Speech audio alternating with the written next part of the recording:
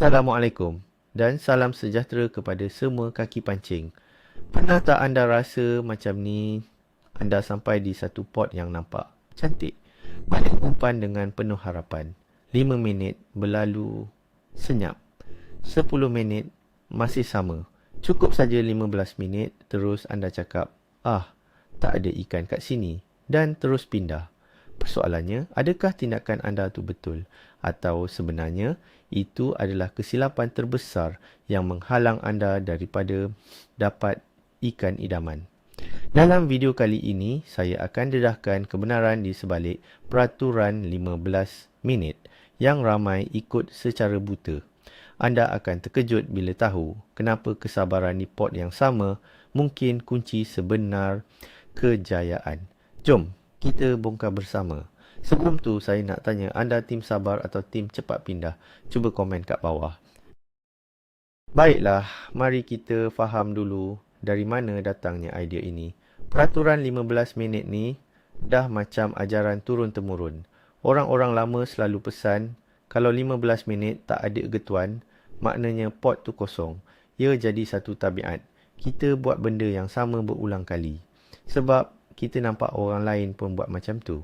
Kita rasa lebih produktif bila kita bergerak, bila kita mencuba pot baru. Padahal, tabiat inilah yang mungkin membunuh peluang kita sendiri. Kita tak pernah persoalkan, kenapa 15 minit? Kenapa bukan 20 minit? Atau 10 minit? Ikan tak pakai jam, kawan-kawan. Inilah masanya untuk kita berfikir di luar kotak dan faham apa yang sebenarnya berlaku di dalam air. Pertama sekali, kita kena faham tingkah laku ikan. Ikan, terutamanya spesies pemangsa, selalunya meronda di satu kawasan. Ia mungkin tidak berada betul-betul di depan umpan anda pada minit pertama anda baling. Bayangkan seekor siakap sedang meronda di kawasan bakau.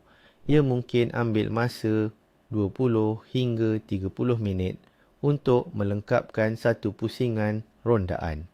Kalau anda pindah selepas 15 minit, anda mungkin baru saja terlepas peluang beberapa minit sebelum ikan tu lalu. Sekarang, mari kita bercakap tentang zon selesa ikan. Apabila umpan anda jatuh ke dalam air, ia akan menghasilkan bunyi dan getaran. Ini boleh memeranjatkan ikan yang berada berdekatan. Ikan perlukan masa untuk bertenang dan kembali menyiasat. Proses ini boleh mengambil masa lebih dari 15 minit. Ikan yang culas dan berpengalaman akan memerhati umpan anda dari jauh dulu sebelum membuat keputusan untuk menyambar. Kalau anda terlalu cepat, anda tak beri peluang untuk ikan membina keyakinan. Fikirkan tentang ini pula. Adakah anda sudah mencuba segalanya di pot tersebut? Dalam masa 15 minit, ramai pemancing hanya menggunakan satu jenis umpan dan satu cara karawan sahaja. Mungkin masalahnya bukan pada lokasi, tapi pada persembahan anda. Ikan di situ mungkin tak berminat dengan gewang warna terang pagi itu. Mungkin ia mahukan persembahan yang lebih perlahan. 15 minit adalah masa yang terlalu singkat untuk membuat kesimpulan bahawa pot itu tiada ikan. Jadi, apa yang patut anda buat dalam 15 minit pertama? Gunakan masa ini untuk mengumpul maklumat.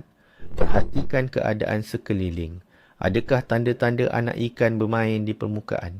Adakah burung-burung sedang menyambar di kawasan tertentu?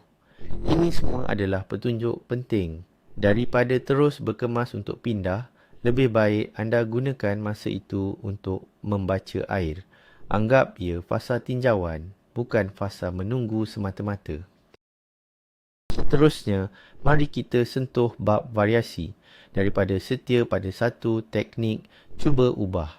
Jika anda guna giwang, cuba tukar kelajuan karawan. Laju, kemudian perlahan, berhenti seketika. Jika masih tiada sambutan, tukar warna giwang pula. Mungkin dari warna terang ke warna yang lebih natural. Bayangkan anda sedang menghidangkan buffet kepada ikan. anda kena tahu hidangan mana yang ia mahu pada hari itu. Malah, menukar jenis umpan juga satu strategi bijak. Jika anda bermula dengan hard bait seperti minnow, mungkin selepas 10 minit tiada sambaran. Anda boleh cuba beralih kepada soft plastik. Persembahan umpan getah jauh berbeza, lebih senyap dan mungkin itulah yang ikan mahukan. Jangan tukar umpan anda dahulu. Ini adalah peraturan yang lebih masuk akal.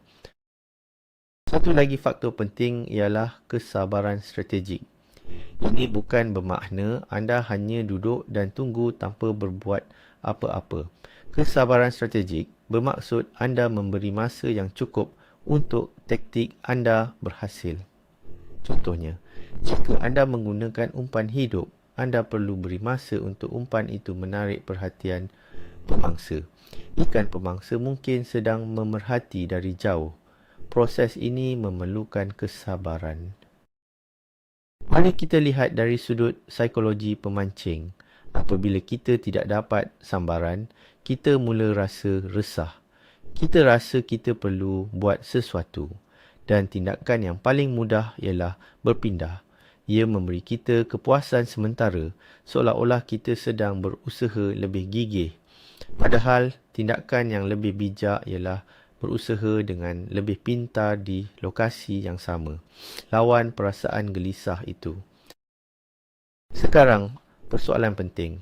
Bila sebenarnya masa yang sesuai untuk berpindah? Jawapannya bukan pada jam.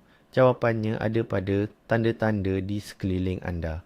Jika selepas 45 minit hingga 1 jam, anda sudah mencuba pelbagai jenis umpan, pelbagai teknik karawan dan langsung tiada tanda-tanda kehidupan di situ, barulah anda boleh pertimbangkan untuk berpindah. Tanda-tanda kehidupan ini sangat penting. Ia bukan sekadar sambaran. Ia boleh jadi getuan-getuan kecil, ikan mengejar umpan anda tetapi tidak menyambar atau kelibat ikan bermain di permukaan. Jika anda nampak tanda-tanda ini, walaupun tiada sambaran kasar, ia bermakna ada ikan di situ. Anda hanya perlu cari kunci untuk membuka seleranya. Jangan pindah. Faktor cuaca juga memainkan peranan besar. Bayangkan anda tiba di pot semasa air sedang mati. Mungkin dalam masa 30 minit lagi, arus akan mula bergerak. Waktu arus mula bergerak selalunya adalah waktu emas untuk ikan mula aktif mencari makan. Jika anda pindah selepas 15 minit, anda akan terlepas waktu kemuncak ini. Semak jadual pasang surut sebelum memancing. Lihat cara pemancing profesional bekerja. Mereka tidak melompat dari satu pot ke satu pot. Mereka akan mengerjakan satu kawasan dengan teliti. Mereka akan membuat balingan ke kiri, ke kanan, dekat dan jauh. Mereka akan memetakan struktur di bawah air dalam fikiran mereka. Mereka faham bahawa setiap pot ada potensinya, cuma perlu dicungkil dengan cara yang betul. Satu lagi kesilapan ialah spot hopping atau melompat-lompat.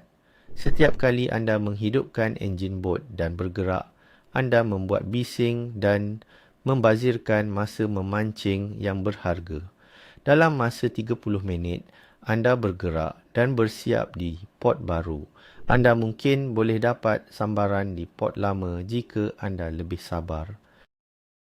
Minda seorang pemancing yang berjaya adalah minda yang analitikal.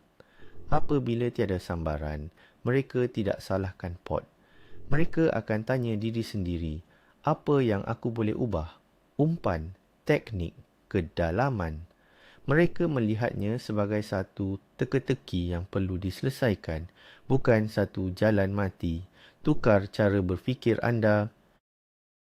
Cuba buat eksperimen ini lain kali. Pilih satu pot dan berjanji pada diri sendiri untuk bertahan di situ selama 1 jam. Dalam masa 1 jam itu, paksa diri anda untuk mencuba sekurang-kurangnya 3 jenis umpan yang berbeza dan 3 teknik persembahan yang berbeza. Anda mungkin akan terkejut dengan hasilnya. Ikan mempunyai memori terhadap lokasi. Ia tahu di mana tempat selamat, di mana sumber makanan. Jika satu pot itu mempunyai struktur yang cantik seperti reba, tiang atau lurah, kemungkinan besar ada ikan yang menjadikannya rumah. Ia mungkin tidak lapar pada waktu itu, tetapi ia ada di situ. Tugas anda ialah memujuknya. Fikirkan tentang tekanan memancing atau fishing pressure. Di kawasan yang sering dikunjungi pemancing, ikan menjadi lebih culas dan bijak. Ia tidak akan terus menyambar apa sahaja yang lalu di depannya. Ia memerlukan persembahan yang sangat meyakinkan dan masa untuk membuat keputusan.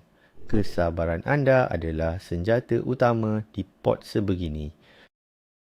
Kadangkala, ikan hanya aktif pada waktu-waktu tertentu. Mungkin ia hanya akan keluar mencari makan apabila cahaya matahari mula condong. Jika anda berada di sana pada waktu pagi dan terus berpindah, anda mungkin melepaskan peluang untuk strike pada waktu petang di lokasi yang sama. Memahami corak pemakanan ikan adalah lebih penting daripada menukar lokasi. Persembahan umpan secara senyap juga penting. Selepas balingan pertama yang mungkin mengejutkan ikan, balingan seterusnya perlu lebih senyap dan berhati-hati. Beri masa untuk kawasan itu tenang semula. Jika anda terus-menerus membuat balingan yang bising dalam masa 15 minit, ikan akan menjauh. Kurangkan kekerapan balingan dan fokus pada kualiti setiap persembahan. Kesimpulannya, peraturan 15 minit ini lebih banyak mendatangkan kerugian. Ia adalah jalan mudah bagi pemancing yang tidak sabar. Pemancing yang benar-benar faham akan tahu bahawa setiap pot memerlukan masa untuk difahami. Daripada menjadi pelawat di banyak pot, lebih baik anda menjadi pakar di beberapa pot pilihan. Itulah bezanya antara pemancing yang selalu pulang dengan hasil dan yang selalu kumpau. Jadi, apa kesimpulan paling penting yang boleh kita ambil? Peraturan 15 minit adalah satu mitos. Ia adalah perangkap untuk pemancing yang kurang sabar. Perubahan terbesar dalam pemikiran kita ialah berhenti menyalahkan lokasi dan mula menganalisis pendekatan kita. Plot twist dia kat sini, selalunya masalah bukan pada pot yang tiada ikan, tetapi pada pemancing yang tiada strategi. Ikan ada di situ, cuma kita yang belum jumpa cara yang betul untuk memujuknya. Dengan mengubah tabiat tergesa-gesa berpindah ini, anda bukan sahaja akan menjimatkan masa dan tenaga, malah anda akan menjadi seorang pemancing yang lebih bijak dan peka. Anda akan belajar membaca air, memahami tingkah laku ikan, dan yang paling penting, anda akan lebih menikmati proses memancing itu sendiri. Terima kasih kerana menonton sehingga tamat. Saya harap perkongsian ini membuka minda anda. Jika anda rasa video ini bermanfaat, jangan lupa tekan butang like dan subscribe untuk tidak terlepas video-video akan datang. Sekarang, saya nak dengar dari anda. Berapa lama, masa paling lama anda sanggup tunggu di satu pot sebelum berpindah? Kongsikan pengalaman jujur anda di ruangan komen di bawah. Jumpa lagi dalam video seterusnya.